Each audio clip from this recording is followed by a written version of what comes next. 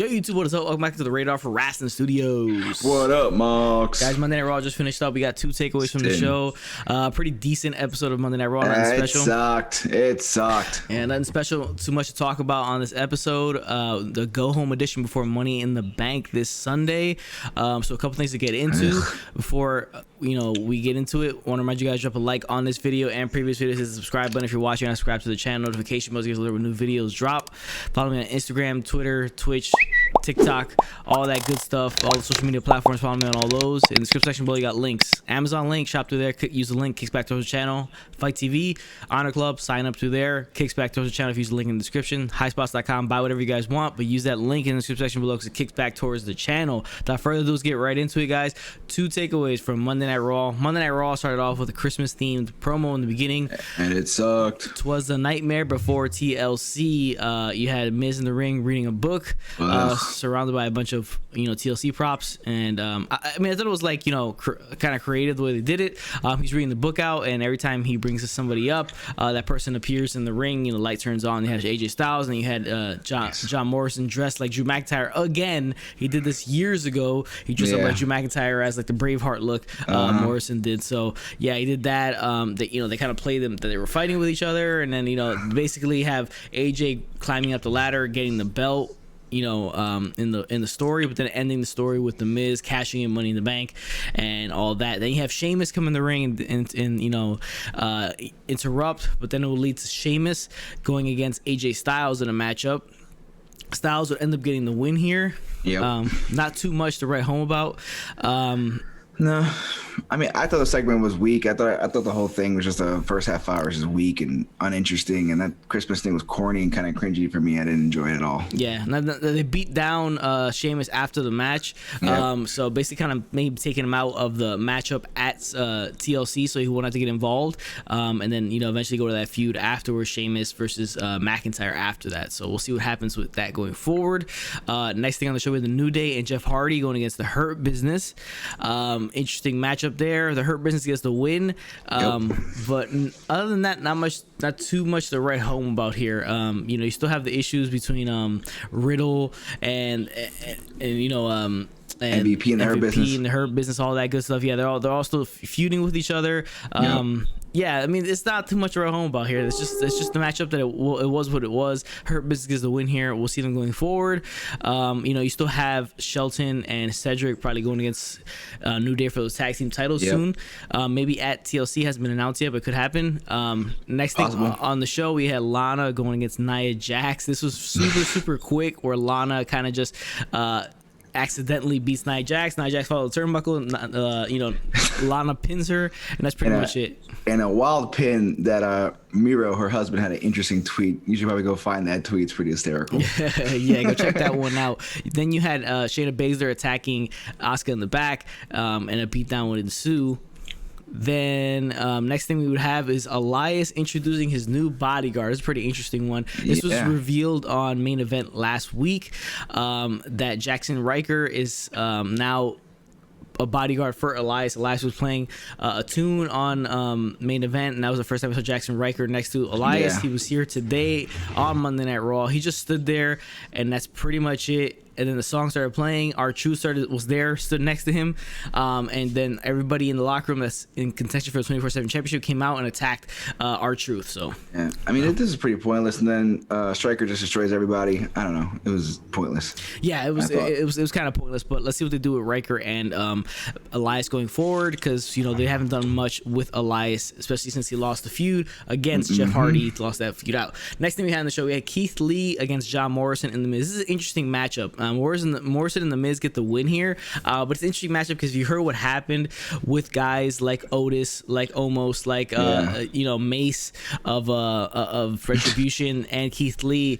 Rumor is that Vince McMahon has not been happy with some of the bigger guys and how they've been working in the ring, so he sends them all down to the PC to work on it for, I guess, future pushes. So this is why it seemed like Keith Lee kind of was all about why he was even in this match to begin with. Like, the match was kind of random, right? That he was taking on Miz and Morrison in 2-on-1. No, it didn't make any sense, and I don't think it helped anybody because it took Miz and Morrison, they're healed, I guess. Just to take, it took two of them to pin him, and then he lost anyway. So you're like, it took two guys, but he still lost to who are it's Miz and Morrison, but they're a comedy gimmick. That's all they are right now. They're not anything really.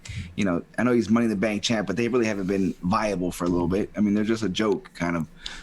So I don't know. I guess this whole thing with the going back to the PC and working on stuff.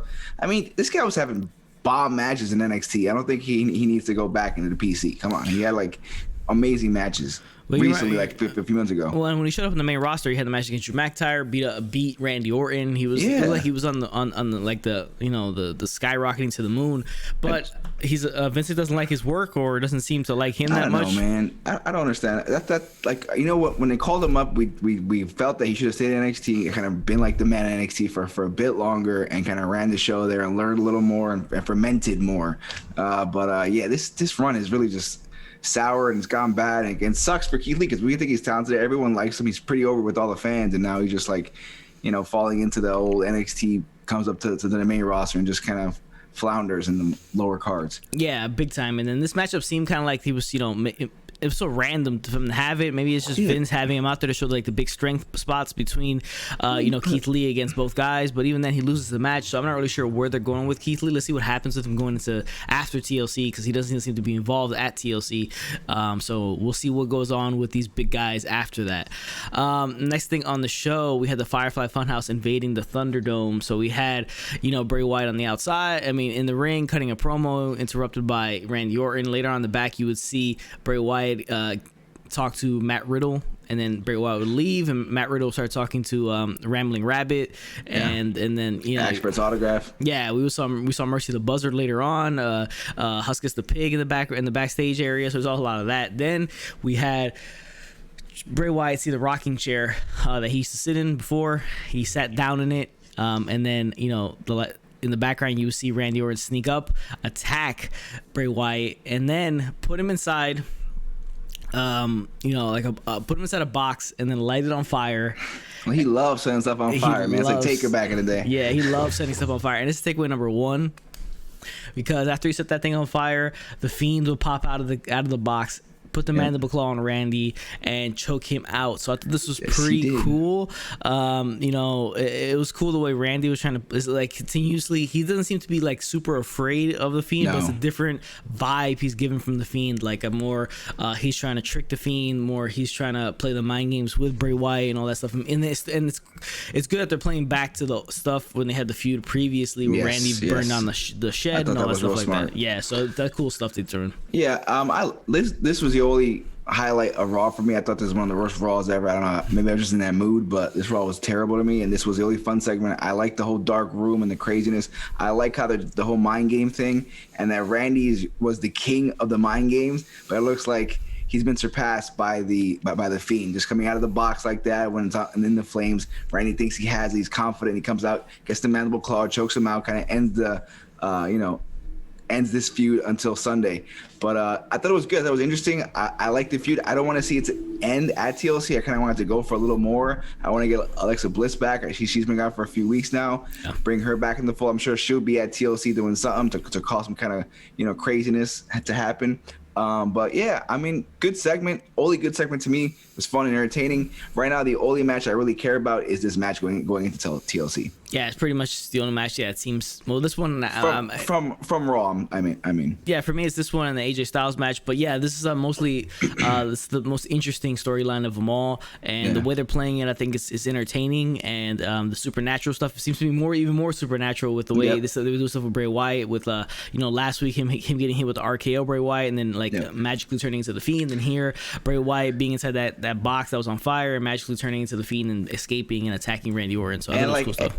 And the Firefly Funhouse taking a road trip and going into the ring. No, don't do that again. Don't do that again. Yeah, I don't think they have to do that again. They keep it in the normal setting. I know why they did it. They wanted to so you can just wander around like that stuff. But just keep it back where it needs to be. It doesn't feel the same when it's at the ring. It just doesn't. Yeah, it's kind of odd. But yeah, that's takeaway number 1, guys. Next thing on the show was Ricochet going against Mace. Now Mace, another guy I heard that was sent to the PC to work on his stuff. He kind of sucks though. Yeah, but he gets the win here against Ricochet. I don't know. I mean, the Ricochet just continues to get buried. Either Ricochet wins this out. Ultimately gives in and joins Retribution, which I think adds what? Nothing really, because it's another guy who really. I mean, you're adding a guy who can't do a promo anyway, so it make no sense. Or he beats Ali and company, and then they fall further into obscurity, and then you don't see them anymore. So I mean, right now they're both so obscure that if they just joined forces, it just would be absolutely nothing, because you're getting a guy that never wins in Ricochet again, and going into a team that never wins. Only time they win is against Ricochet. So just all it doesn't. What does it all mean? What does it all matter? What does it all matter? Yeah. Next thing on the show, we had fresh off the beatdown from Nia Jax after Lana pinned Nia Jax, she got her ass beat by Shayna Baszler and Nia Jax. So now she's unable to compete at TLC. So they need a replacement. This match would happen. It would be Dana Brooke versus Shayna Baszler. Yep. It would go to a no contest because you had Dana Brooke being attacked, and here comes the returning Mandy Rose to come out and help. Back. Yeah, so she would beat him up with a kendo stick, and come out and save the day. So we'll see. Who's Asuka's partner? It's either going to be Mandy Rose or Dana Brooke, one of the two. So we'll see.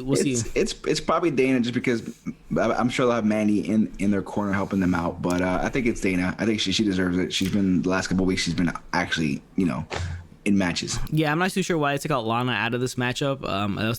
That was the more interesting part about it, to see if Lana was actually going to win the tag team titles with Asuka. Maybe they do like a swerve and a day of on Sunday, and she put shows her back up, in. Yeah, like Willis Reed, Madison Square Garden in the finals or something like that. Yeah, maybe. something like that. So that would actually be pretty cool if they did something like that. But yeah, that was pretty much the end of that. We'll see what happens. Who Asuka's tag team partner is at TLC. Next thing on the show, we had Riddle going against MVP. It's just bad stuff. I mean, Riddle gets the win. It was pretty much a squash, and that's pretty much all there is to it. What does this made no sense to me, because the Hurt Business has gotten over on them, and now there's just this quick match with a squash. Like, what are we doing? They're better off just having the Hurt Business just beat on Riddle nonstop and kind of have him really feel like the underdog babyface. I don't know what we're doing, man. Yeah. I just another NXT guy is just floundering, man. Well, next thing on the show was another one of those WWE Championship Ascension ceremonies. They've done this. Love an Ascension ceremony. Previously with the IC title, they have the ceremony in the ring where they just, I don't know, have the guys in the ring and then they just ascend the title to the top. This is takeaway number 2. It's because you had Styles pretty much, come out victorious at the end of this, hitting, an elbow drop off the ladder through the table, and McIntyre, actually going up and grabbing the championship, pretty much cementing the fact that he will lose at TLC. Giving it away, guys. Pretty much the way to end the show right there. So it was what it was. I don't like when they do this stuff when it gets so clean cut at the end that that this guy literally stands that tall at the end that he's not going to win at the pay-per-view. I think it's bad stuff. I think it's telegraphing stuff. I think it makes stuff too obvious, and I don't like it. I think they should have it more ambiguous going into as to who's going to win it 100%. on Sunday. Like sometimes just, I remember going back a few years ago and it was Brock or Roman at WrestleMania, and the go-home show, they didn't even touch. They were just face-to-face, and that worked for me. I like that. Going in, I was like, what's going to happen? You just feel WWE is so formulaic, and it's kind of to a fault. They just kind of do their own thing every time, the same thing over and over and over and over. And this is one of those things.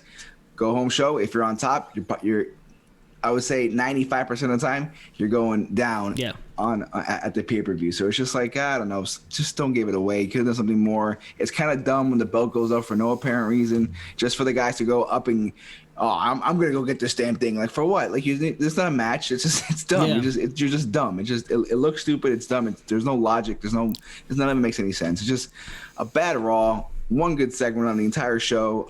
You don't even have to go watch it. Just here's the review. Here's the review. You don't have to worry about it. We'll review TLC, and it was a bad night. Yeah, the only good thing on the show was the Bray Wyatt and Randy Orton part. But yeah, that's takeaway number 2. WWE telegraphing that AJ Styles will not win at TLC. Nope. You pretty much take that one to the bank. There is no if, ands, or but about it. The only thing interesting maybe is to see what Miz does, because they did attack McIntyre and Miz Morrison here, but McIntyre pretty much fended him off. So they come off as more of a joke than anything, especially Morrison in that group at this point. So we'll see what happens. But guys, that's takeaway number 2. That's Monday Night Raw. A lackluster episode of Monday Night Raw, the go-home edition for TLC. Only 2 takeaways from the show. I appreciate you guys for watching. Remember, for this works for not do the job. Later, Marks.